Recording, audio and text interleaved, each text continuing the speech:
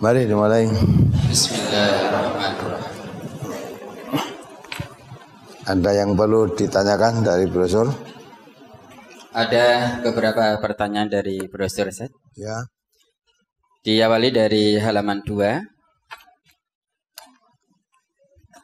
An Anas bin Malikin radhiyallahu anhu qala Sami'tu Nabiyya sallallahu alaihi wasallam yaqulu Innallaha ta'ala qala Idza btalaitu 'abdi bihabibataihi fa sabara awatuhu minhumal jannata yuridu ainaihi rawahul Bukhari.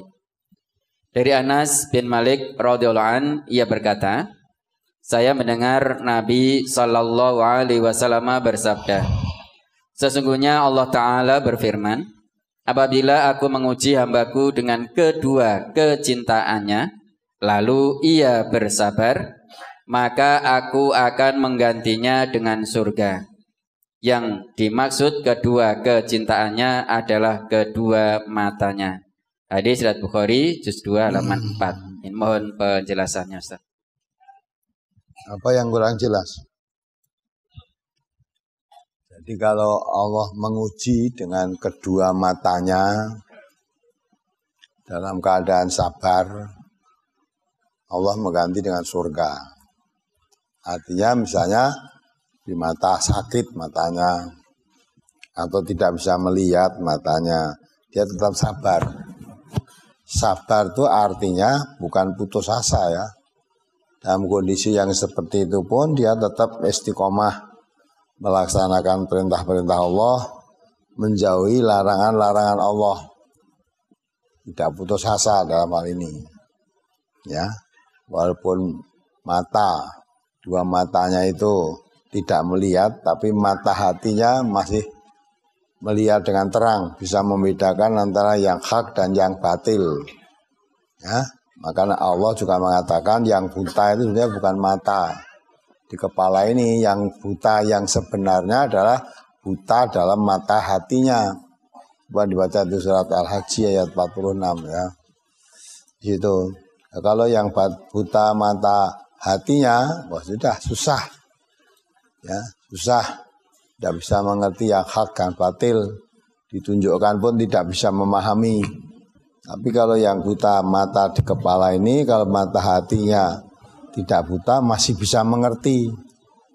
Ya, masih bisa melihat yang hak dan yang batil. Walaupun mata di kepala melihat apa-apa jelas, tapi tidak bisa melihat yang hak. Ya, matanya yang melihat yang batil saja. Ya, dibaca. Surat Al-Hajj, surat ke-22 ayat 46. A'udzu billahi minasyaitonir rajim. Afalam yasiru fil ardi fatakuna lahum qulubun ya'qiluna biha aw adanun yasma'una biha fa innaha la ta'mal absar walakin ta'mal qulubul lati fis sudur. Maka apakah mereka tidak berjalan di muka bumi lalu mereka mempunyai hati yang dengan itu mereka dapat memahami, atau mempunyai telinga yang dengan itu mereka dapat mendengar? Karena sesungguhnya bukanlah mata itu yang buta, tetapi yang buta ialah hati yang di dalam dada. Buta yang menyebabkan menjadi sesat itu adalah buta mata hati. Buta mata di kepala ini asal orang tetap sabar, istiqomah di jalan Allah, diganti oleh Allah dengan surga. Ya, mari. Mari.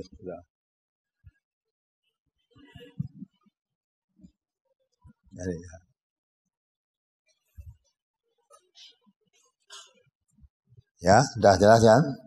Coba dibaca surat Bani Israil ayat 72.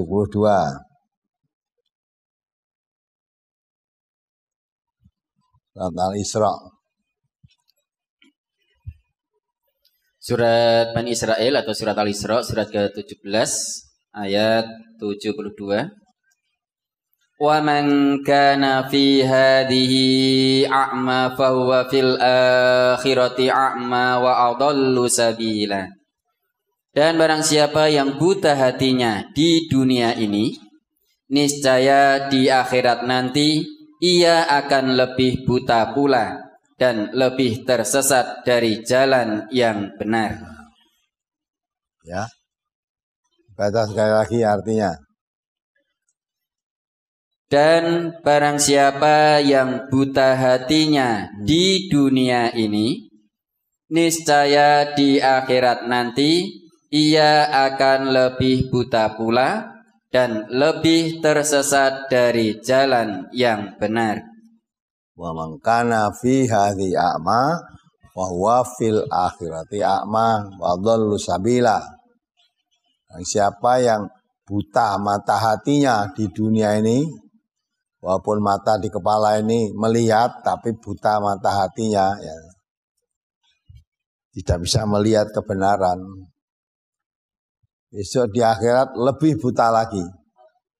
Lebih buta lagi. Dan dia akan tersesat dari jalan Allah.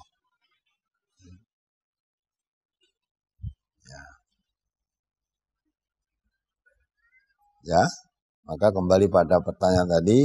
Kalau yang cahaya mata di kepala ini dia tetap sabar. Sabar itu tetap artinya walaupun tidak melihat mata kepalanya ini, mata hatinya melihat, tetap akan berusaha. Dia berusaha mengamalkan apa yang diperintahkan Allah, apa yang dilarang oleh Allah dijauhi benar-benar. Itu orang yang beruntung daripada mata di kepalanya melihat sesuatu, mata hatinya buta, tidak bisa melihat kebenaran. Rugi. Malam besok di hadapan Allah, nanti dia tak di dunia melihat kok barang di sini tidak. Nanti akan tanya pada Allah, ya Allah mengapa saya kumpulkan dalam keadaan buta sedang saya dahulu melihat. Ya, karena ketika kamu di dunia dulu melihat, tapi kamu berlagak seperti orang buta. Ya, ditunjukkan jalan-jalan kebenaran tidak mau tahu.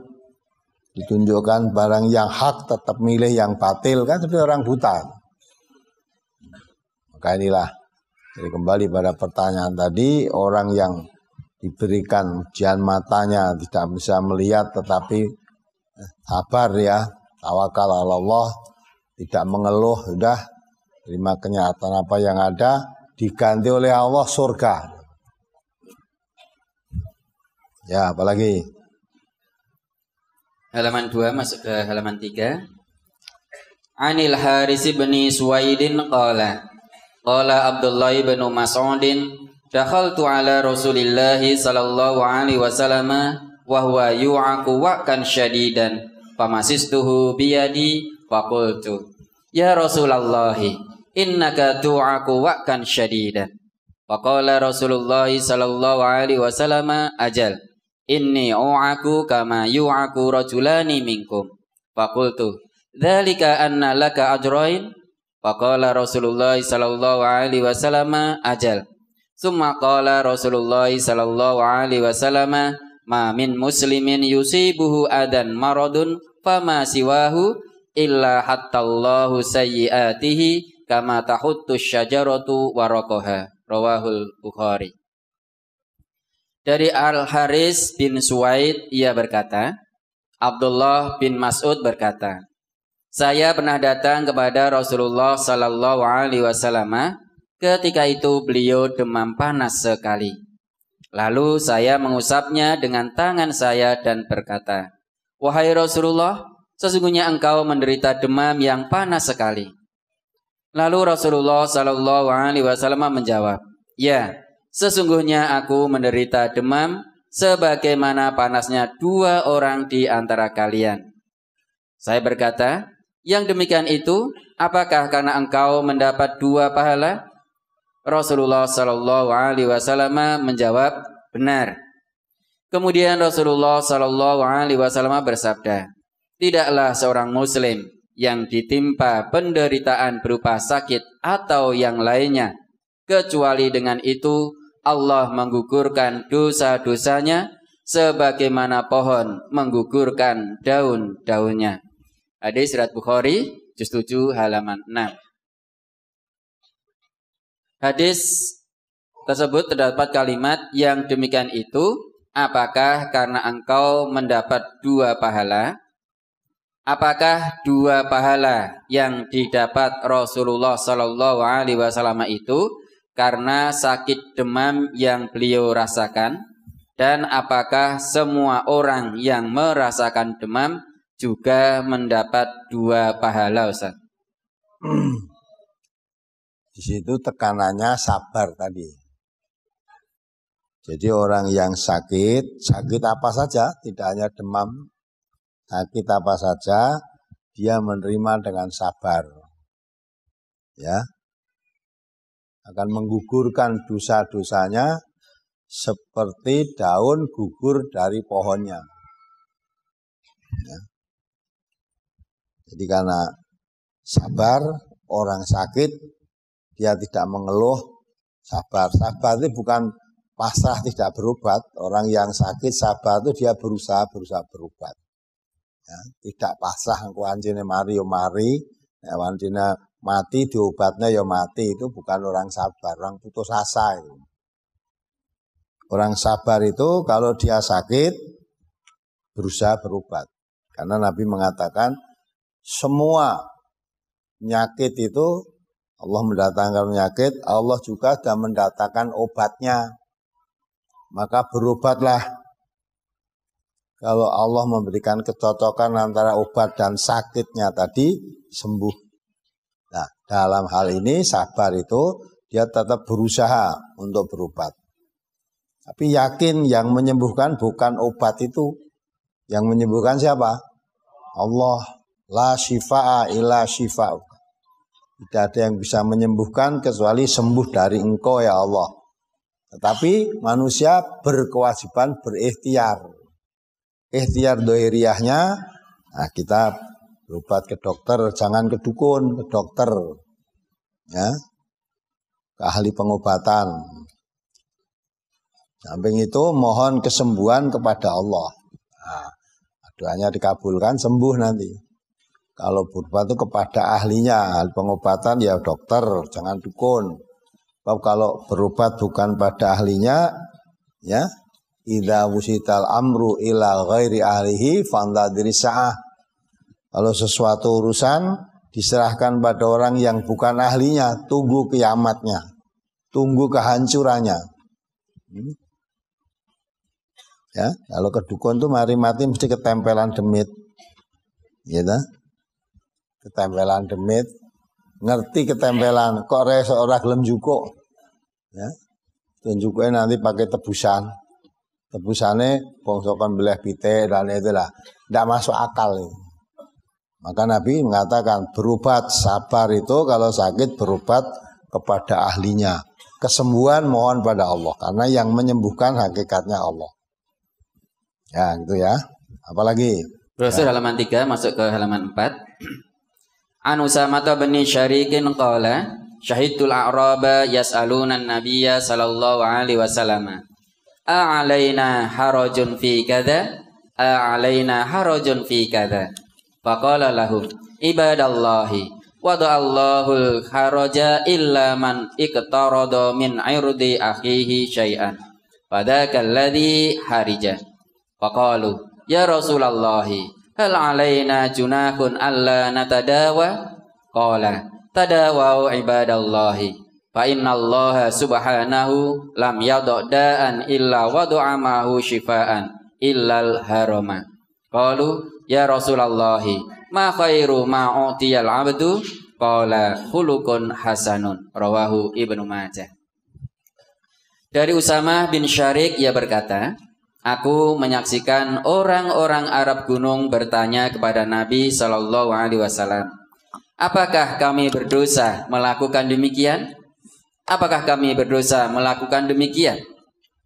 Maka Nabi Shallallahu Alaihi Wasallam menjawab, wahai hamba Allah, Allah tidak mencatat dosa kecuali orang yang menjatuhkan kehormatan saudaranya. Maka itulah yang haram. Lalu mereka bertanya, apakah kami berdosa apabila kami tidak berobat? Nabi Shallallahu Alaihi Wasallam menjawab, berobatlah kalian wahai hamba Allah. Karena Allah Subhanahu wa taala tidak menciptakan penyakit, melainkan menciptakan pula obatnya, kecuali tua. Mereka bertanya lagi, "Ya Rasulullah, dengan pemberian apa seorang hamba itu diberi yang paling baik?" Nabi Shallallahu Alaihi Wasallam menjawab, akhlak yang baik. Hadis riwayat Ibnu Majah. Pertanyaan berkaitan dengan hadis tersebut. Pada arti, ya Rasulullah, dengan pemberian apa seseorang itu diberi yang paling baik? Nabi menjawab, akhlak yang baik. Mohon penjelasannya, Ustaz. Sudah jelas itu. Jadi orang itu kalau diberi akhlak yang baik itu pemberian yang paling baik. Nabi kita Muhammad sallallahu alaihi wasallam diutus oleh Allah di dunia ini untuk memperbaiki akhlak. Menurut pernyataan beliau sendiri, innama bu'itsu liutammima makarimal akhlak. Sesungguhnya aku diutus oleh Allah di dunia untuk apa? Untuk memperbaiki akhlak manusia. Dan manusia itu, baik manusia pribadi atau suatu bangsa, itu ditentukan oleh akhlaknya. Kalau akhlak bangsa itu baik, baiklah bangsa itu. Kalau akhlaknya rusak, rusaklah bangsa itu. Ya, dan Nabi kita Muhammad SAW diutus oleh Allah itu memperbaiki akhlak. Ya, yang tadinya akhlak jahiliyah tidak paham tentang agama, diutus Nabi Muhammad memperbaiki akhlak. Ya, akhlak yang bejat begitu menjadi akhlak yang baik. Maka pemberian akhlak yang baik itu adalah pemberian yang paling baik. Nah, untuk memperbaiki akhlak itu tidak bisa dengan akal. Nabi diutus oleh Allah memperbaiki akhlak itu dengan tolak ukur akhlak baik Al-Quran.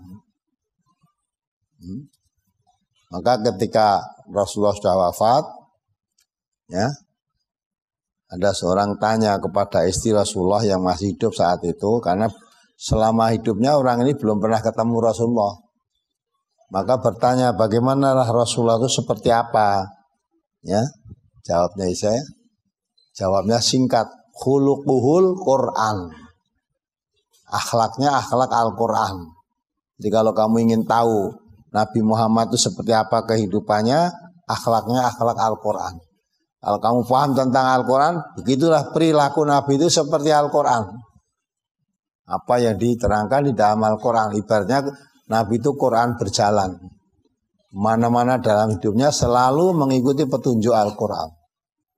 Nah, maka itu untuk memperbaiki akhlak, Nabi diberi alat untuk memperbaiki tadi yaitu Al-Quran. Ya. Maka itu kalau orang dibina dengan Al-Quran, pasti menjadi orang baik. Ya. Sibghat Allah. Wa man ahsanu minallah sibghah walahu ma'abidun wa malahu ma'abidun. Coba dibaca ayatnya itu 38 Al-Baqarah.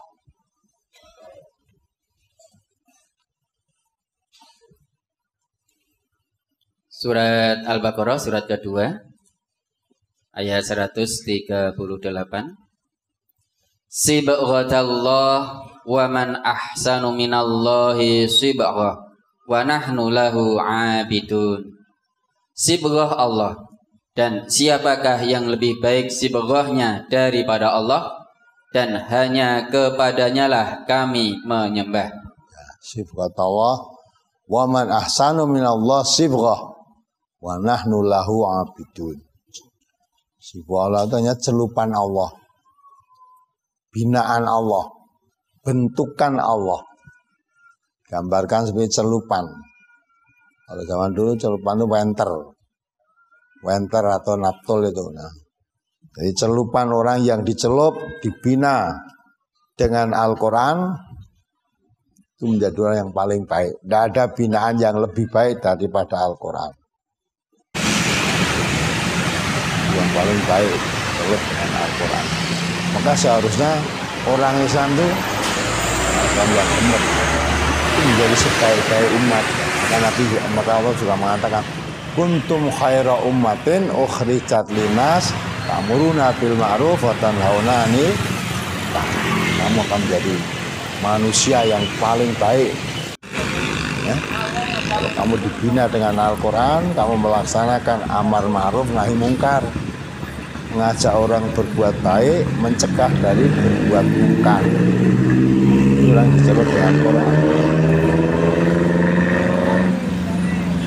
Maka mestinya bangsa Indonesia itu bangsa terbaik di dunia. Kalau statistik katanya umat Islam terbesar di seluruh dunia, bukan terbesar di Indonesia saja, terbesar di seluruh dunia.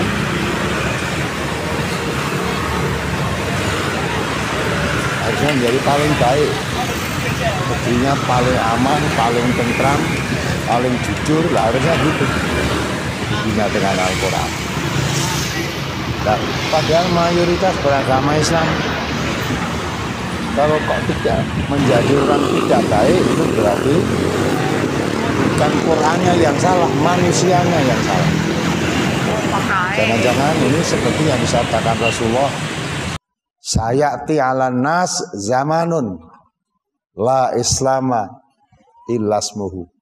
Kan datang suatu zaman Islam itu tinggal namanya.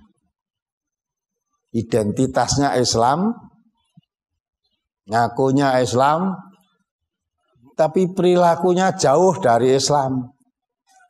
Bagaimana tidak jauh dari Islam? Wong ngerti Islam pun tidak. Ngaku Islam tapi nggak ngerti tentang Islam. Yang sumbernya Islam itu Quran dan Sunnah. Yang dikatakan oleh Rasulullah, dijamin kalau kamu ikut Quran dan Sunnah, lantadilu ma maksatum bima. Ya. Taraktu fikum amraini, aku tinggalkan padamu itu dua perkara. Lantadilu, tidak akan sesat. Lantadilu ma masaktum bihima. Kalau kamu berpegang dua perkara itu dijamin tidak akan sesat, berarti pasti selamat. Dua perkara itu apa? Kitabullah wa sunnatan nabihi. Kitabullah maksudnya Al-Quran, wa sunnatan nabihi maksudnya sunnah Rasulullah sallallahu alaihi wasallam. Ya. Jadi mesti jadi umat paling baik. Tapi aneh sekarang ya. Ngakunya Islam, kalau Quran dikaji malah benci. Kajian di mana-mana di demo, yang demo ya wong Islam. Malah tidak ada itu orang non muslim mendemo pengajian itu, malah sampai hari ini belum pernah ada. Sing demo wong Islam. Dan mau ngerti apa? Quran dikaji dia benci. Dia sendiri jauh dari tuntunan dari Al-Quran. Ada orang ngaji Quran dia tidak suka, dia sendiri menjauh dari Quran. Tapi mengaku dirinya Islam. Ya tuh Islam apa tuh? Kitab sucinya apa? Quran, isinya apa? Enggak tahu. Nah itu jadinya. Datang suatu zaman Islam tinggal namanya. Quran tinggal tulisannya saja. Al-Quran indah rasmuhu, rasam-rasamnya, bekas-bekasnya, ya, tulisan-tulisannya, suara-suaranya saja. Masajiduhum amiratun wa huwa kharabun minal huda. Masjid-masjidnya rame, penuh. Apalagi kalau tarweh itu malah sampai keluar di halaman, rame, penuh. Tetapi jauh dari tuntunan. Masjidnya kebak tapi jauh dari tuntunan. Nah, masjidnya tinggal ngaji Quran malah ndak itu. Nggo remi, nggo sekak tuh sampai pagi boleh. Bagaimana saya ngerti? Ulama'uhum syarru man tahta atimis sama. Ulama mana sejelek-jelek manusia di bawah kolong langit. Ya.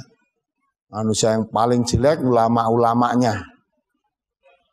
Padahal kata Allah, ulama itu warasatul anbiya, pewaris para nabi. Dan nabi kita mewasili Quran. Mestinya ulama itu menjadi penyuluh, obor, penuntun manusia dari kegelapan ke terang benderang. Buta, tuntunan menjadi mengerti. Maka Quran dikatakan oleh Allah, ya, yukhrijuhum minadz-dzulumati ilan nur wa yukhrijuhum minadz-dzulumati ilan nur. Mengeluarkan manusia ini dari gelap gulita ke cahaya yang terang benderang dengan izin Allah. Wa yahdihim ila siratim mustaqim, menunjukkan manusia ke jalan yang lurus.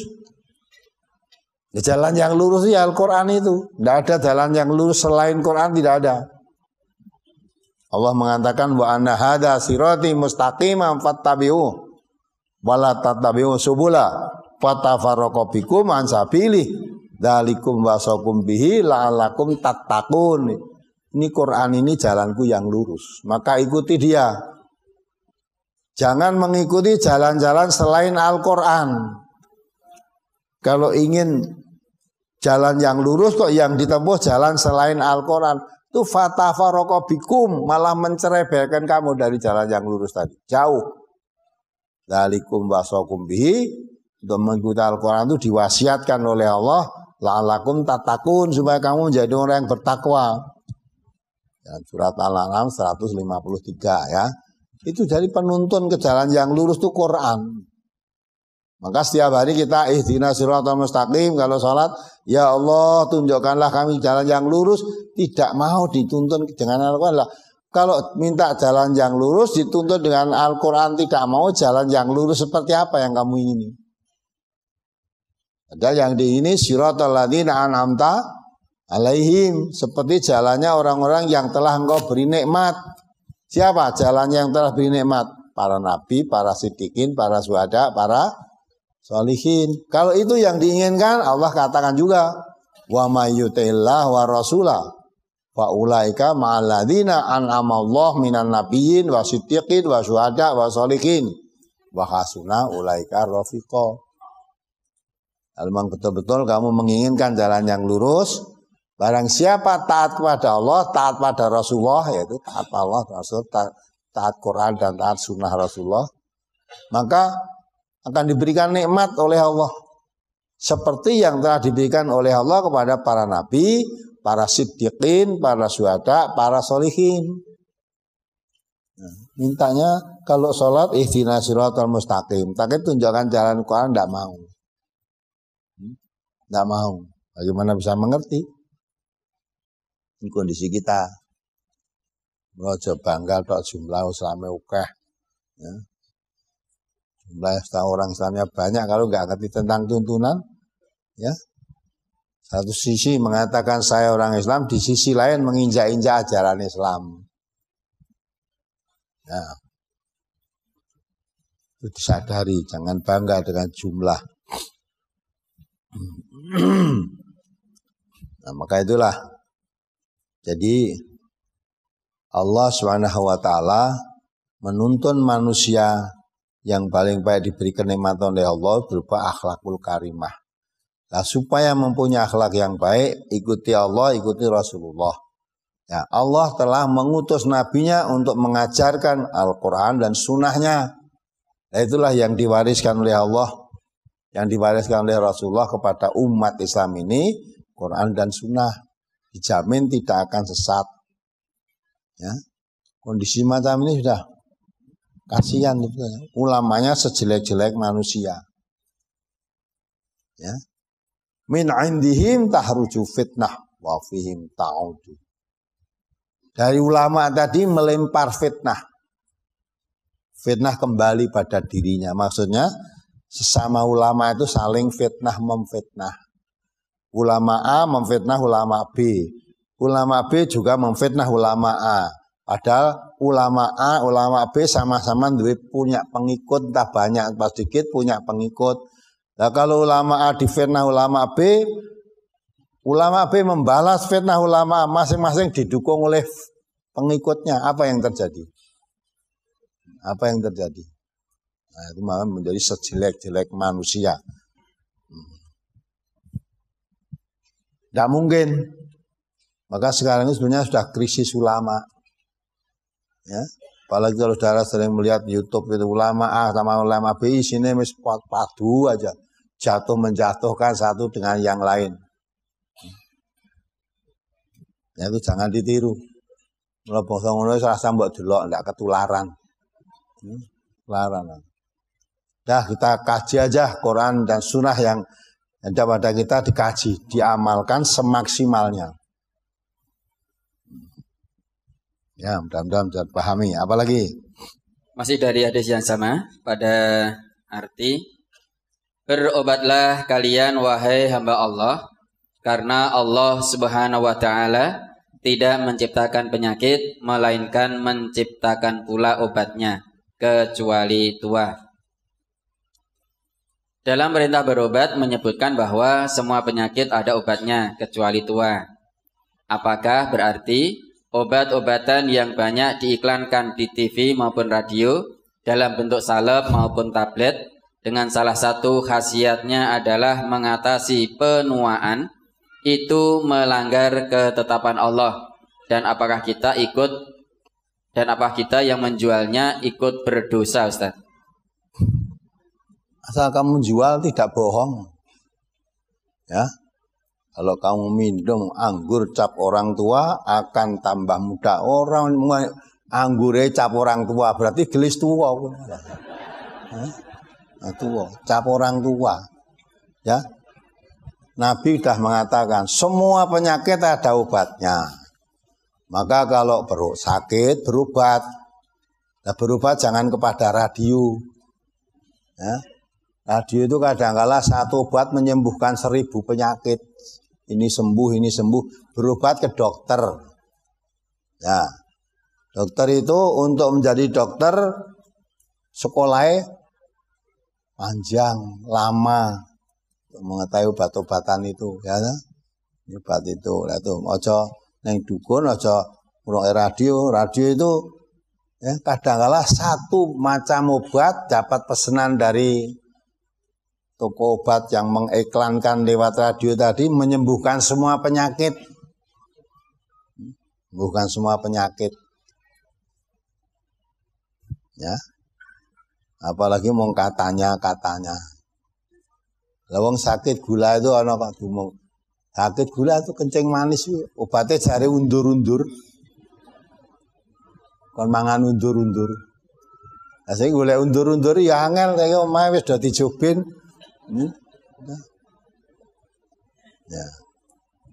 Apa sudah diselidiki itu undur-undur obat penyakit gula? Nah, kalau dokter itu sekolah mempelajari itu. Ya dah? Jadi berobat boleh yakin kalau Allah menciptakan penyakit, Allah menciptakan obatnya. Maka kita berobat kepada ahlinya. Nabi kita juga sudah mengatakan idza wusital amru ila ghairi ahlihi fantadrisa. Kalau kamu melaksanakan menyerahkan sesuatu kepada orang yang bukan ahlinya, tunggu kiamatnya, tunggu kehancurannya. Maka berobat kalau sudah kepada dokter, percaya dokter itu yang sekolah mempelajari penyakit, obat dan sebagainya lama. Dan sekolah wis iso kleru apa meneh tanpa sekolah. Abur-aburan gitu ya ta. Nah. Ya, berobat pada ahlinya. Kemudian satu yang perlu diketahui semua manusia, obat tua itu nggak bisa diobati. Kalau sakit tua nggak bisa diobati. Ini sakit rematik bisa, sakit tua itu. Dan itu sunatullah, mau atau tidak mau, tua itu mesti bakal datang, tidak bisa dihindari itu. Maka Allah katakan, ya ayyuhal insan, innaka katihun ila rabbika katham famulaqih. Wahai manusia, kamu itu sudah bekerja sungguh-sungguh, sengaja atau tidak sengaja. Ya, sebetulnya aktivitas kita manusia itu hanya untuk kembali kepada Allah, untuk bertemu kepada Allah, dan pasti bakal ketemu, tidak bisa dihindari. Maka kalau tambah bilangan tahun umurnya, aja keplok-keplok panjang umurnya, panjang. Oh, nek wis tambah umur ini makin dekat ke kubur. Jadi harusnya tambah setahun makin dekat. Masih ada kesempatan enggak? Ya, hidup saya untuk menutup kekurangan-kekurangan yang sudah kita jalani selama ini. Kita sudah umur sekian tahun. Sisa umur saya masih ada enggak? Sama yang kita jalani. Kalau selama ini saya banyak berbuat dosa, sisa umur yang masih ini bisa enggak untuk menutupi dosa-dosa kemarin? Jadi ada prihatin aja, malah seneng-seneng tambah umur. Ya. Terus kawin perak, ada lagi kawin emas katanya. Ya. Kawin tanah saja yang jelas. Jadi kalau tambah umur ini kawinnya aja kawin emas, kawin tanah. Cedak neng tanah itu. Itu sunatullah pasti berjalan. Tidak bisa dihindari. Jarak apa tidak jarak. Manusia itu aktivitas hidup hanya ingin kembali pada Allah. Tidak pernah akan berhenti sebelum temu Allah. Maka setelah ketemu Allah sudah berhenti. Masuk kubur sudah berhenti.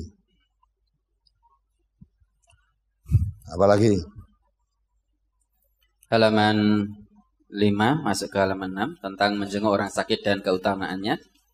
An Abi Hurairah radhiyallahu anhu qala sami'tu Rasulullah sallallahu alaihi wasallam yaqulu haqqul muslimi 'alal muslimi khamsun raddus salami wa iyadatul maridi wattiba'ul janaizi wa ijabatud da'wati wa tashmitul 'atisi.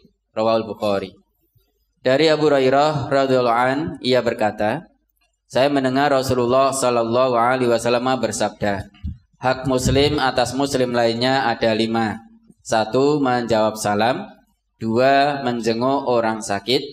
3. Mengantarkan jenazah. 4. Memenuhi undangan. Dan 5. Mendoakan orang yang bersin. Tentang menjenguk orang sakit, karena terpisah jarak yang jauh, kalau kita mengabarkan saudara kita via SMS, WA maupun Telegram dan mendoakan itu, apakah juga terhitung menjenguk orang sakit, Ustaz? Sudah. Tidak, itu tidak menjenguk. Itu SMS atau ngabarke gitu lah. Atau mendoakan itu sudah baik, mendoakan itu baik. Menjenguk itu ya datang, menjenguk yang sakit tadi. Ya, kabari sakit nu teko nilai wong loro enggak, ini nek kabari mantu nu ada mangkat. Ya kan? Dapat undangan mantu di mana Jakarta. Kaki-kaki mangkat. Ini nek kabari padimu atau papamu sakit di Jakarta sana, ya tak dongake wae, cukup ora teko ya ora.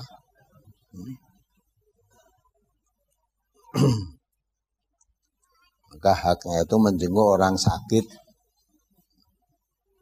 Dan kalau kamu menjenguk orang sakit, ya, kamu haknya menjenguk Allah. Ada hadis berikutnya tadi, halaman berapa?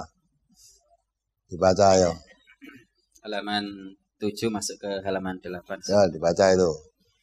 An Abi Hurairah qala Rasulullah sallallahu alaihi wasallam, innallaha azza wa jalla yaqulu yaumal qiyamah, ya bani Adam, maritu falam ta'udni. Qala, ya Rabbi, kaifa a'uduka wa anta rabbul alamin? Qala, ama alimta anna abdi fulanan marido falam ta'udhu. Ama alimta annaka law 'udtahu lawajadtani 'indahu. Ya bani Adam, istad'amtuka falam tut'imni. Qala, ya Rabbi, kaifa ut'imuka wa anta rabbul alamin? Qala, ama alimta annahu istat'amaka 'abdi fulan. Ama alimta annahu istad'amaka 'abdi fulanun falam tut'imhu. Ama alimta annaka law at'amtahu lawajadta dzalika indi. Ya bani Adam, istasqaituka falam tasqini. Qala, ya Rabbi, kaifa asqika wa anta rabbul alamin? Qala, istasqaka 'abdi fulanun falam tasqihi. Ama innaka law saqaitahu wajadta dzalika indi. Rawahu Muslim. Dari Abu Hurairah ia berkata, Rasulullah sallallahu alaihi wasallam bersabda, Sesungguhnya Allah Azza wa Jalla akan berfirman besok pada hari kiamat. Hai anak Adam, dahulu aku sakit, tetapi kamu tidak mau menjengukku. Nah, ini perhatikan. Besok kita dimintai pertanggungan jawab.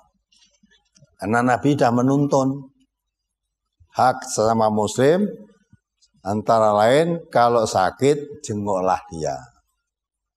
Nanti ketika sudahnya sakit tidak menjenguk, maka besok di hadapan Allah ditanya, hai anak Adam, hai manusia, ketika aku sakit kamu tidak menjengukku ya. Ya sampai Allah menggambarkan, aku sakit kamu tidak menjenguk aku. Dan manusia tadi tanya, bagaimana ya Allah engkau sakit?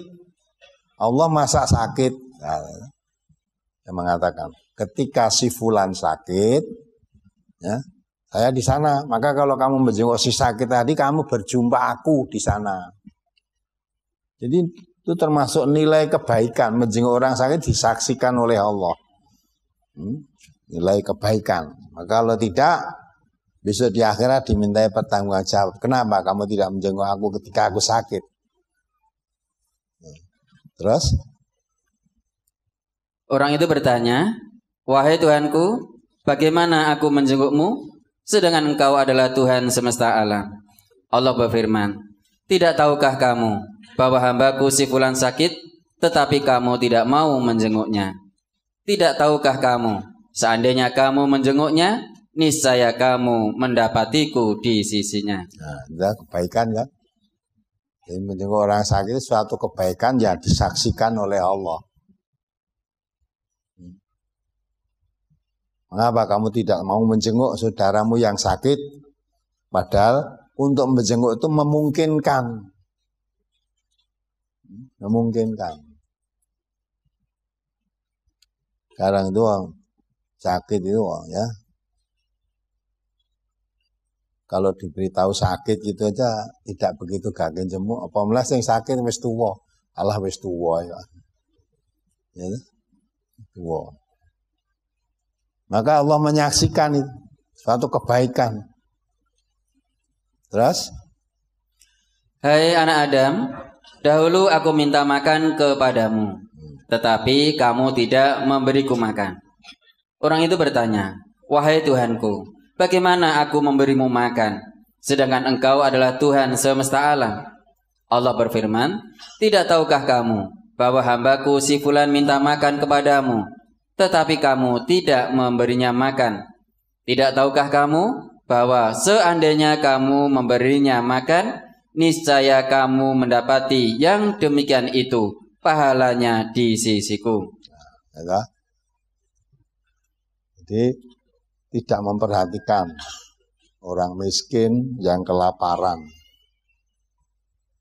Allah katakan, ara'aital ladzi yukadzibu bidin. Tahukah kamu siapa yang mendustakan agama?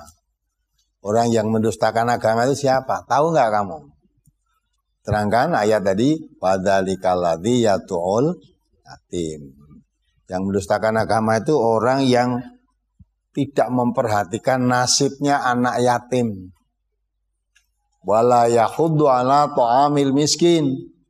Tidak mengajak-ajak orang memberi makan orang miskin. Dia orang miskin tidak sekedar dirinya memberi makan, ngajak orang memberi makan. Ya, ini kamu tahu, saudaramu miskin malah minta makan kepadamu, tidak kamu beri. Mengapa tidak kamu beri? Ya, hampir Allah gambarkan ketika aku minta makan kepadamu, kamu tidak mau memberi. Ya, bagaimana ya Allah? Allah Tuhan semesta alam, bagaimana saya memberi makan kepadamu? Tidakkah kamu tahu? Ya.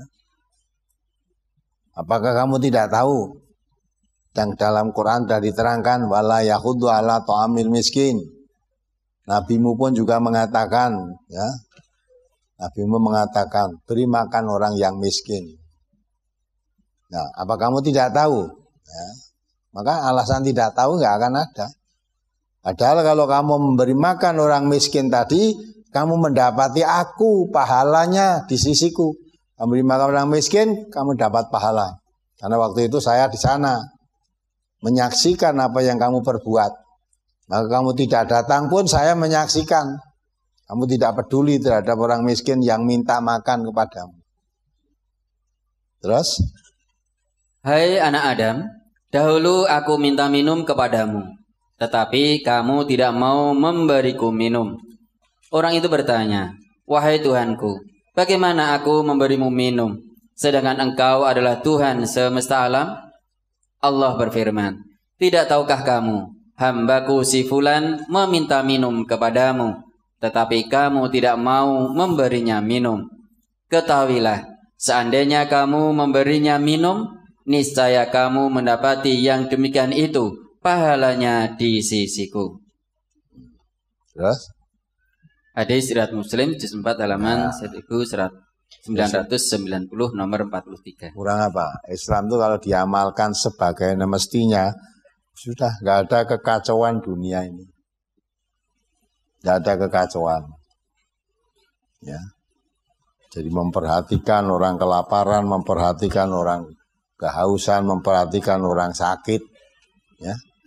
Karena memang manusia tinggal dua, kalau tidak sakit, sehat. Kalau tidak sehat, sakit. Kalau tidak lapar, kenyang. Nah, yang perlu diperhatikan yang lapar-lapar ini. Ya. Hak sesama muslim. Maka orang muslim kalau melihat saudaranya kelaparan yang mestinya ditolong tidak menolong, ya, tidak mau menolong, membiarkannya, itu berarti tidak memberikan hak, mengabaikan nasihat-nasihat Nabi semua. Maka kalau dilaksanakan indah sekali. Banyak orang yang Islam tapi nggak mengamalkan Islam, ya, ngakunya Islam. Bagaimana mengamalkan, tahu aja tidak.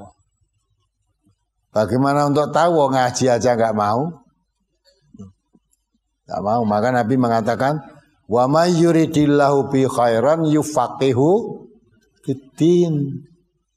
Siapa yang dikehendaki Allah menjadi orang baik, orang itu difahamkan tentang agamanya. Maka orang yang tidak paham tentang agama, jadi apapun kamu di dunia ini tidak mungkin jadi orang baik. Syarat lo menjadi orang baik, kata Nabi, harus paham tentang agama.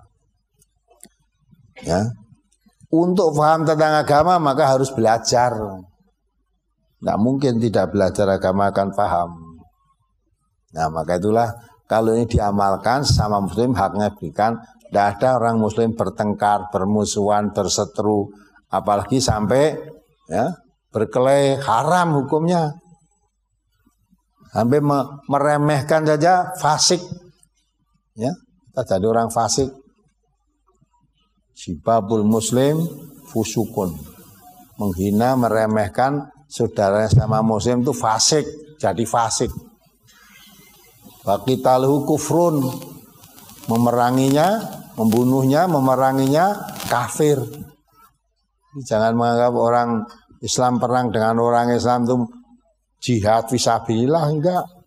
Kalau sampai ada yang mati, semuanya masuk neraka. Yang membunuh dan yang dibunuh semua masuk neraka. Maka haram hukumnya. Meremehkan, menghina sama muslim haram hukumnya. Sama muslim kata Rasulullah, haramun damuhu wa irduhu wa maluhu. Sama muslim itu haram darahnya, pertumpahan darah haram.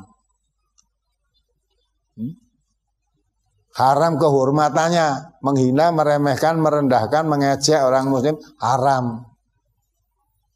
Ya. Dan haram hartanya, merugikan. Harta orang muslim itu haram, haramun damuhu wa irduhu wa maluhu. Nah, ini semua sudah tidak diperhatikan.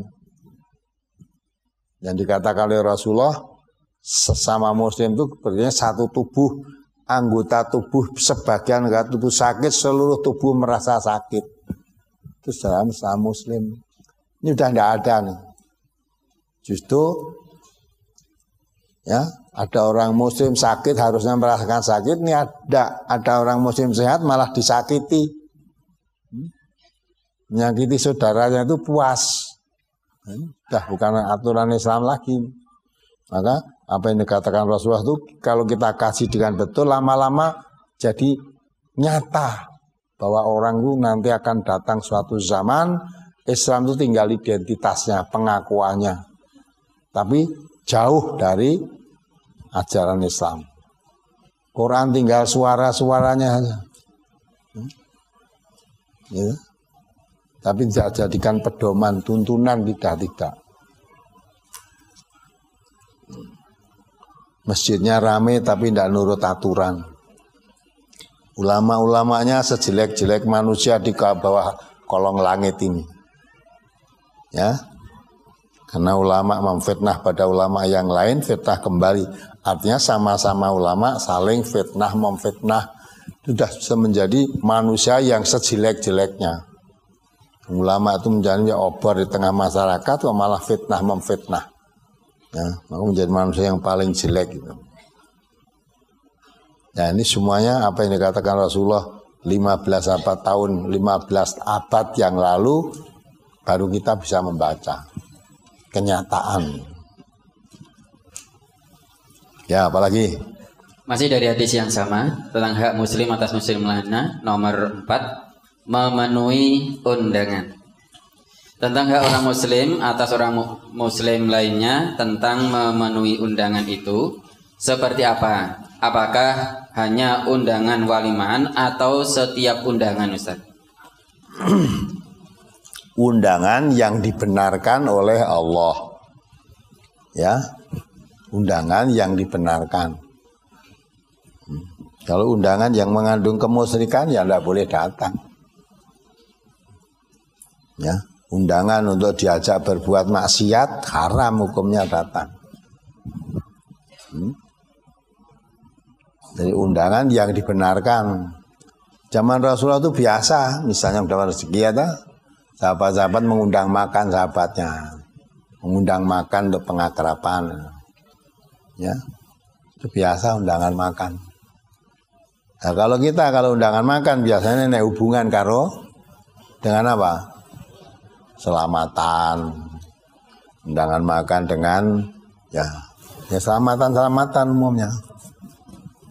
Seolah-olah dengan mengundang makan itu menjadikan selamat. Gitu kan?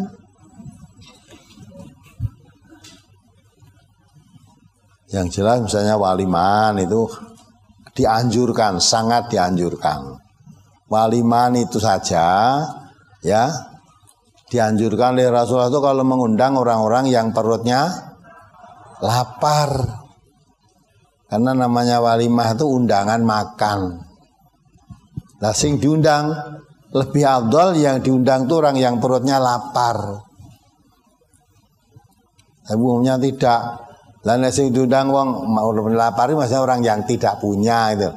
Dan tiga kalau yang diundang orang tidak punya, kok sumbangannya rametu no. Nah, akhirnya bubruk, ya, kayak mbahku ngaro contoh itu loh, ya, bubruk. Dan makan. Jadi walimah itu makan, undang, adakan sambil menyaksikan pernikahan. Dua jenis manusia yang tadinya melihat saja haram sekarang dihalalkan dengan setelah laknya ijab dan qabul halal, mau apa aja halal. Bahkan dikatakan seperti pakaian. Seperti pakaian bagimu, kamu sebagai pakaian bagi istrimu. Sudah serba halal lah. Nah, sedang itu. Maka diundang makan. Nah, orang yang kaya boleh tidak diundang? Boleh, tapi jangan meninggalkan orang yang tak punya. Nabi mengatakan sejelek-jelek walimahan itu yang dihadiri orang-orang yang perutnya kenyang dan tidak didatangi orang yang perutnya lapar. Ini undangan sing diundang wong sugih-sugih itu walimahan yang jelek. Ya. Yang utama malah yang undangan makan itu yang butuh makan nih orang yang miskin itu. Yang perutnya lapar diundang makan dan mesti seneng wong perutnya lapar ya. Tapi wes dah jarang begitu itu diamalkan, jarang.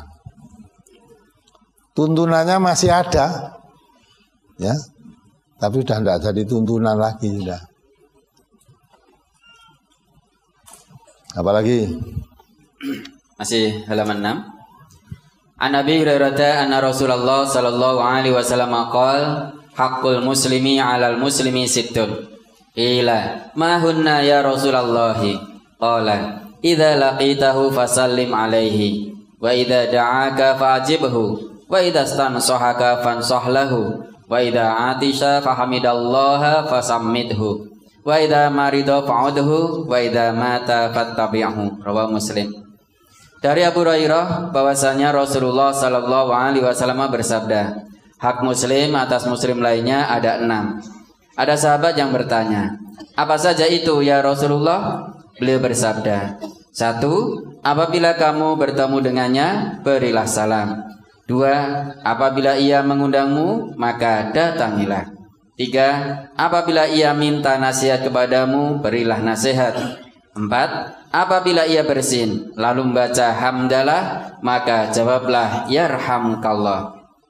5. Apabila ia sakit, jenguklah. Dan 6. Apabila meninggal, antarlah jenazahnya. Hadis riwayat Muslim. Pada poin keempat, apabila ia bersin lalu membaca hamdalah, maka jawablah yarhamukallah. Pertanyaan, bacaannya yang benar hamdalah apa alhamdulillah Ustadz? Dan yarhamukallah itu artinya apa? Yang dimaksud bacalah hamdalah itu maksudnya bacalah alhamdulillah. Bacalah basmalah itu maksudnya bacalah bismillahirrahmanirrahim. Bacalah hamdalah maksudnya kalau wahing itu kamu baca alhamdulillah. Itu maksudnya begitu. Ya. Yarhamukallah, semoga Allah memberikan rahmat kepadamu. Ya, maka kalau orang wahing baca alhamdulillahirabbil alamin, yang dengar tadi yarhamukallah, mudah-mudahan Allah memberikan rahmat kepadamu. Nah, kemudian yang wahing tadi karena didoakan, balas doa gede. Yahdikumullah wa yuslih balakum. Mudah-mudahan Allah memberi petunjuk pada kamu dan memperbaiki keadaanmu. Itu ya. Jadi kalau diamalkan baru wahingnya aja menjadi akrab orang Islam. Ini ya arang-arangi wong wahing alhamdulillah. Ya kan? Wis ora kenal itu semua. Pomon alhamdulillah ya liyane ya ora gelem ndongake meneng wae udah. Ya. Tetapi tidak mengenal. Misalnya naik bis atau di mana, wahing alhamdulillah, ini orang Islam dekatnya itu yarhamukallah. Itu ini berarti saudara saya. Kat mau lungguh hamor orang itu dulure bareng wahing lagi kenal nek dulure. Oh wis dalur karena al muslimahul muslim, saudara muslim. Ya, jadi akrab to. Saudaraan. Apalagi masih dari hadis yang sama. Dari 6 hak muslim terhadap muslim yang lain, hak yang manakah bagi seorang muslim terhadap non muslim, Ustaz? Sudah saya tekon. Wong hak wong Islam ora mbok kenal nek tekan ya. Dan iki yang berkaitan ini orang non muslim nek wahing maca apa? Ya, kalau dia wahing apa yang dibaca? Sama muslim aja kalau dia wahing tidak membaca alhamdulillah, kita tidak dituntunkan untuk mendoakan, apalagi non muslim ya. Nah sekarang kamu tanyakan orang muslim ada apa? Nek non muslim mati, dia punya hak juga untuk dilayat, ya, dilayat. Aja mbak dusi, ya, belum karuan ya mbak dusi seneng keluargane, karena ada orang mati itu upacaranya tidak dimandikan. Upane mbok salatke. Bisa marah nanti. Wong salat ora urip ora salat bareng mati mbok salatke, ora sah salatke gitu ta. Kemarin mbok kafani dibuntel mari putih. Ya. Enggak boleh, ada yang mati itu malah dinggoni jas, kacamata, sepatu kok. Kaya arep lungan gitu loh, nganggo dasi. Nganggo jas, kacamata, sepatu. Ndak buntel nganggo kain kafan ndak boleh. Mula kalau kamu datang di tempat orang kematian non muslim, dah nurut aja keluarganya itu bagaimana? Kowe rasa melu angkrah-angkrah malah salah nanti. Nah, ngantarkan ke jenazahnya ke kubur boleh enggak? Boleh, kuwi nek diterke ora iso mangkat dhewe. Ya, diterke boleh diantar. Lah mau menguburkan ya tanya dulu, iki diujurke nang endi? Ya. Mbok jurke ngalor keluargane ora entuk. Lah kan Mas mula wis manut ya teko untuk kemasyarakatan dah datang aja. Perkara upacaranya panut ahli warisnya dia. Yang tidak sekeyakinan kamu ya enggak usah ikut, misalnya harus didoakan enggak usah. Didoakan. Apalagi tentang hak apabila kamu bertemu dengannya, berilah salam. Ketika menerima atau menelpon, biasanya kita mengawali dengan salam. Tetapi kadang lawan bicara kita non-muslim. Sedangkan tidak boleh mengucapkan salam terhadap non-muslim. Bagaimana kalau sudah diucapkan, ternyata dia non-muslim? Hukumnya bagaimana, Ustaz? Ya boleh dijawab, boleh. Ya, kalau non muslim mengucap salam kepadamu, jawabmu waalaikum. Ya kan? Jawabnya waalaikum. Ojo waalaikumsalam, waalaikum. Tuntunan salam kan sudah ada.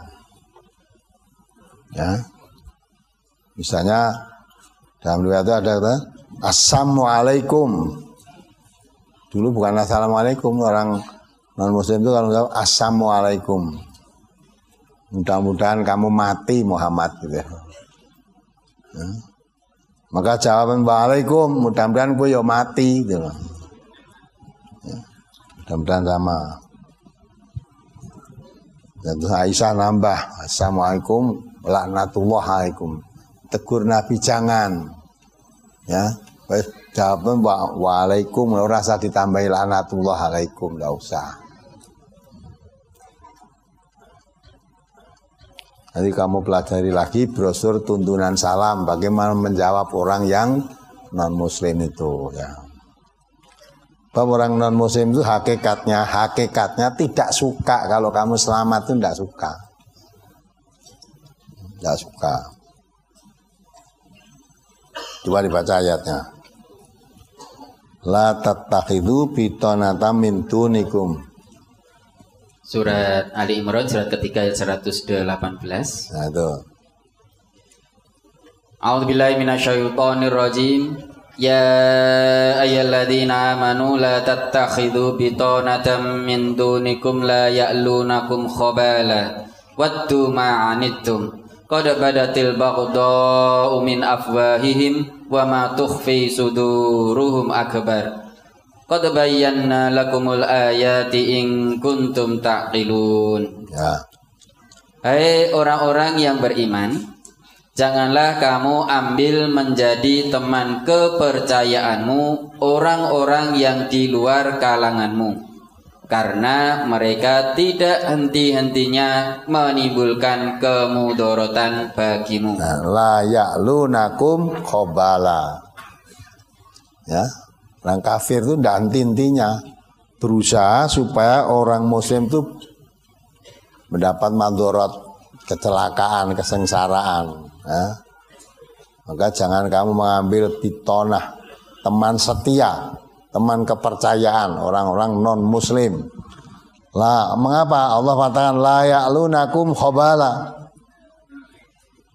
Terus batu ma'anittum, terus mereka menyukai apa yang menyusahkan kamu. Ya lah. Orang muslim itu kalau kamu orang Islam itu susah, rekoso, celaka, dia senang. Mulai tunggaga assalamualaikum, tidak boleh dijawab, tidak mungkin dia senang nek wong Islam selamat itu enggak. Wong Islam itu iso hancur, ciloko, mati ya seneng deh. Itu Allah yang mengatakan, bukan saya. La ya'lunakum khabala wattu ma'anitum. Dia menyukai apa yang mencelakakan kamu. Terus telah nyata kebencian dari mulut mereka. Qad badatil baghdha min afwahihim. Lihat ucapannya itu udah kelihatan dia itu nggak suka. Kalau orang Islam sejahtera, orang Islam bahagia, orang Islam selamat, nggak suka. Yang dikehendaki itu orang Islam itu celaka, menderita, susah sampai mati syukurlah. Nah, itu yang diharapkan. Tampak dari ucapan mereka, mulutnya udah kelihatan. Yang tersimpan dalam hatinya jauh lebih besar lagi. Terus? Dan apa yang disembunyikan oleh hati mereka lebih besar lagi. Ya tak? Qad badatil baghdha min afwahim wa ma tukhfi suduruhum akbar. Yang tersembunyi dalam hatinya kebenciannya lebih besar lagi daripada sekedar yang tampak di mulutnya. Terus? Sungguh telah kami terangkan kepadamu ayat-ayat kami jika kamu memahaminya. Ya, kalau kamu paham, ini keterangan ayat-ayat Allah itu la roiba fi, jangan ragu-ragu kamu. Allah katakan Allah pasti benar. Tidak ada orang kafir suka orang Islam selamat, itu nggak ada. Ya. Itu ayatnya. Terus apa lagi? Sudah. Halaman 6 masuk ke halaman 7.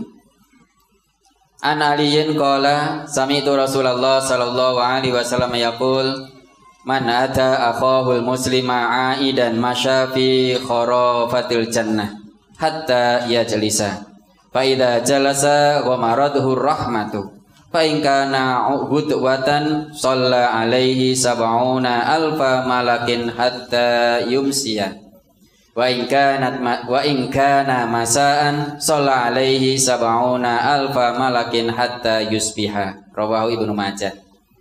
Dari Ali ia berkata, aku pernah mendengar Rasulullah sallallahu alaihi wasallam bersabda, barang siapa menjenguk saudaranya sesama muslim, senantiasa ia berjalan di kebun surga sampai ia duduk. Kemudian apabila ia telah duduk, maka ia diliputi oleh rahmat. Jika menjenguknya di waktu pagi, maka 70.000 malaikat akan mendoakannya sampai sore. Dan jika menjenguknya itu pada waktu sore, maka 70.000 malaikat akan mendoakannya sampai pagi. Hadis riwayat Ibnu Majah. Kalau kita menjenguk yang bukan muslim, apa hanya terhitung kebaikan dan tidak terhitung berjalan di kebun surga Ustadz, dan tidak mendapat kebaikan seperti tersebut dalam hadis tersebut? Ora usah pikirannya, tidak usah ngelantur kemana-mana. Ini Nabi menerangkan hak sesama orang Muslim. Kamu sama orang Muslim aja tidak bisa memberikan haknya, kok ngelantur tekan non Muslim bareng. Ya, semua Muslim sudah kamu amalkan belum? Ya, padahal Nabi mengatakan kabar yang sangat menggembirakan. Kamu menjenguk saudaramu yang sakit, Susan, dikatakan oleh Nabi kamu berjalan di kebun surga. Artinya perbuatan itu sangat dicintai oleh Allah. Menjenguk saudaranya yang sakit. Lah orang sakit itu kalau dijenguk yang waras ya memang seneng. Seneng. Lagi sakit, ngelangut ya, dia tahu dipilih oleh saudaranya, didoakan, ya suka dia. Maka bukan yang dijenguk saja, Allah pun suka kepada hambanya yang menjadi orang sakit tadi. Maka dikatakan kamu berjalan di kebun surga. Sampai kamu duduk, setelah kamu duduk di situ teman sakit, sudah kelilingi 8.000 malaikat mendoakan kamu semua. Ya. Diserangkan ribuan malaikat mendoakan, menunjukkan itu perbuatan yang diridhoi oleh Allah. Wes laksanakan menurut Muslim, sesama Muslim dulu, merasa gagas di luar Muslim. Sesama Muslim aja kamu tidak bisa ngamalkan gitu kok. Ya, golek yang non Muslim lah. Ya dah. Rasulullah menjelaskan itu hak sesama Muslim. Amalkan dulu haknya sesama Muslim. Apalagi? Halaman 8 masuk ke halaman 9. An Abi Hurairah qala Rasulullah sallallahu alaihi wasallam, man asbaha minkum al-yawma sha'iman faqala Abu Bakrin ana. Faqala man at'ama minkum al-yawma miskinan qala Abu Bakrin ana. Faqala man tabi'a minkum al-yawma janazatan faqala Abu Bakrin ana. Qala man ada minkum al-yawma maridun qala Abu Bakrin ana. Faqala Rasulullah sallallahu alaihi wasallam, majtama'at hadhihi al-khisalu qattu fi rajulin illa dakhala al-jannah. Rawahu Ibnu Huzaimah. Dari Abu Hurairah ia berkata, Rasulullah sallallahu alaihi wasallam pernah bertanya kepada para sahabat, siapakah di antara kalian pada hari ini yang sejak pagi berpuasa? Abu Bakar menjawab, saya. Rasulullah sallallahu alaihi wasallam bertanya lagi, siapakah di antara kalian pada hari ini yang sudah memberi makan orang miskin? Abu Bakar menjawab, saya. Rasulullah sallallahu alaihi wasallam bertanya lagi, siapakah di antara kalian yang hari ini sudah mengantarkan jenazah? Abu Bakar menjawab, saya. Rasulullah sallallahu alaihi wasallam bertanya lagi, siapakah di antara kalian pada hari ini yang sudah menjenguk orang sakit? Abu Bakar menjawab, saya. Lalu Rasulullah sallallahu alaihi wasallam bersabda, tidaklah perbuatan-perbuatan ini terkumpul pada seseorang melainkan dia akan masuk surga. Hadis riwayat Ibnu Huzaimah di dalam sahihnya. Pertanyaan, apabila perbuatan-perbuatan yang disebutkan dalam hadis tersebut telah dilakukan oleh orang yang sholat tetapi sholatnya masih bolong-bolong dan masih melakukan ibadah-ibadah yang tidak dicontohkan oleh Rasulullah Shallallahu Alaihi Wasallam, apakah ia tetap mendapatkan surga, Ustaz? Salatnya bolong-bolong nggone neraka. Aja takon. Jadi misalnya ya, ada berita, ada seorang muda jalan jauh di perjalanan, kebetulan dia haus, terus turun. Situ ada mata air, dia turun, minum. Nah minum, naik dari sumur tadi. Di atas sumur tadi ada anjing yang kehausan, menjilat-jilat lumpur tadi sambil mencakar-cakarkan kakinya. Orang tadi tahu, wah ini tampaknya anjing ini tertimpa kehausan seperti saya tadi. Maka timbul rasa kasihan kepada anjing tadi. Ya turun lagi ke sumur tadi dengan melepas sepatunya, sepatu bootnya, sepatu kalau ini seperti sepatu proyek itu ya, diisi air terus dibawa naik, membawa air dalam sepatu tadi digigit dengan jarinya, tangannya untuk bondelan naik sampai di atas, diberikan minum pada anjing tadi. Nah itu berita itu sampai pada Rasulullah. Rasulullah mengatakan orang yang memberi minum anjing tadi masuk surga. Aja kok terus makani minumi anjing ora salat. Ya, gawene minumi anjing, makani anjing ora salat, aja mbok tekokke itu. Nah itu Nabi mengatakan memberi minum anjing tadi menjadi masuk surga, itu mesti orang Islam, orang sholat. Karena apa? Kuncinya surga itu apa? Sholat. As-sholatu miftahul jannah. Jadi kuncinya surga itu sholat.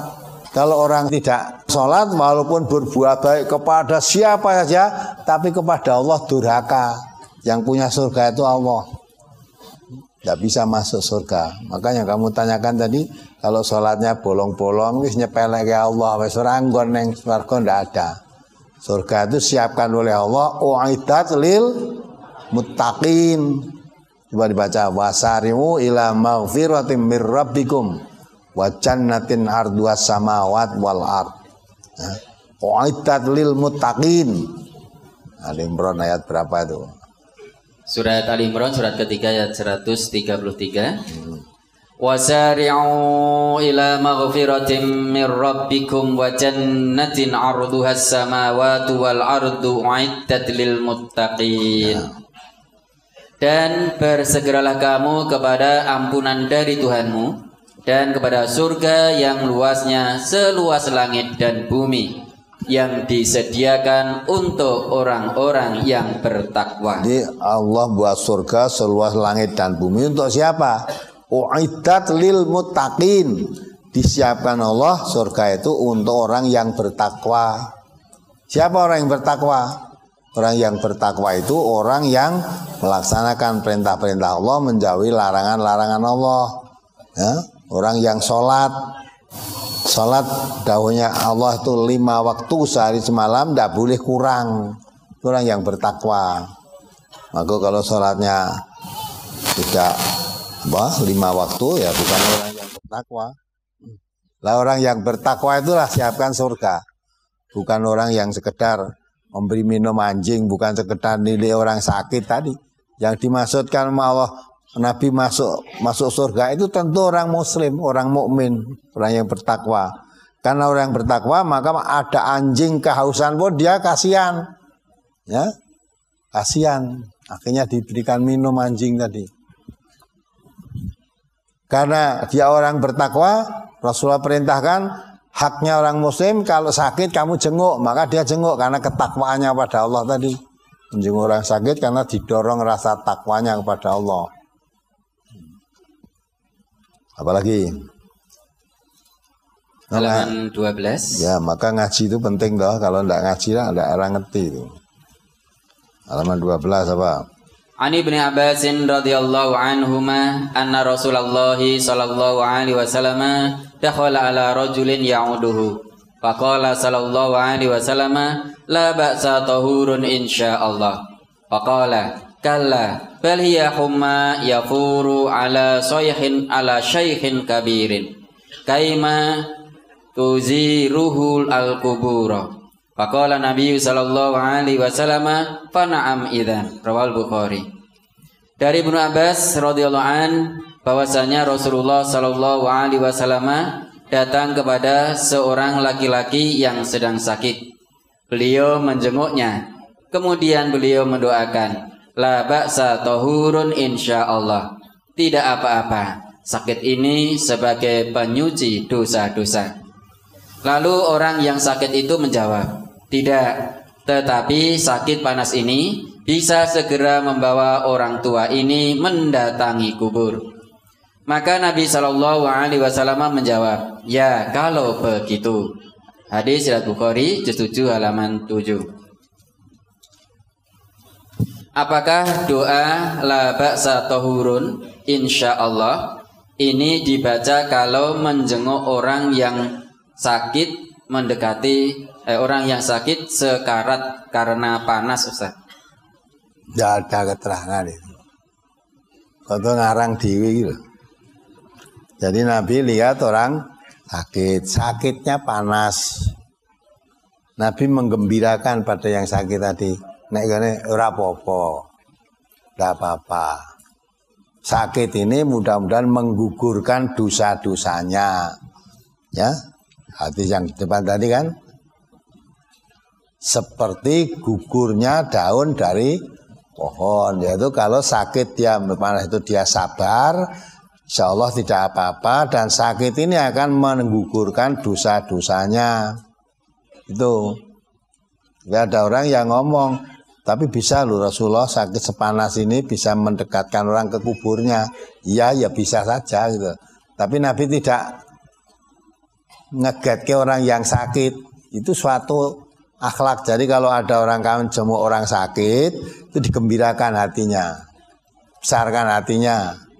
Wah, rapopo, dah, insyaallah menggugurkan dosanya. Kalau kamu sabar, sakit ini bisa menjadi penebus dosa. Orang kok tilek wong loro terus pucet banget. Yen kancaku lagi rong dina mati. Loro kaya kowe iki rong dina mati. Lah tidak punya akhlak lah. Nanti dengan Nabi tadi akhlak menjenguk orang sakit itu digembirakan harapan sembuh, jangan ditakut-takuti. Takut-takuti. Maka Nabi mengatakan la ba'sa tahuron, tidak apa-apa. Tahuron maksudnya sakitmu ini membersihkan dosa, mensucikan dosa-dosamu. Kalau kamu sabar, itu akhlak Nabi. Jadi cara jenguk orang sakit itu Nabi, ikuti Nabi, menggembirakan yang sakit, jangan malah ditakut-takuti. Ya, maka menggembirakan. Sakit panas, oh ya enggak apa-apa. Mudah-mudahan dengan sakit ini dosamu dibersihkan oleh Allah, diampuni semua dosamu. Nah gitu. Nah, itu malah dibeten-beteni. Wah panasmu tinggi sekali. Kita ora suwe kowe mati kowe kita. Nah, berarti tilih malah mati tenan. Nah, itu berarti kan kamu menjadi pembunuhnya. Ya. Karena orang sakit itu kalau digembirakan itu ya nambah kesembuhan, semangat hidup. Wes lara tenan di weden-wedeni sisan jadi drop.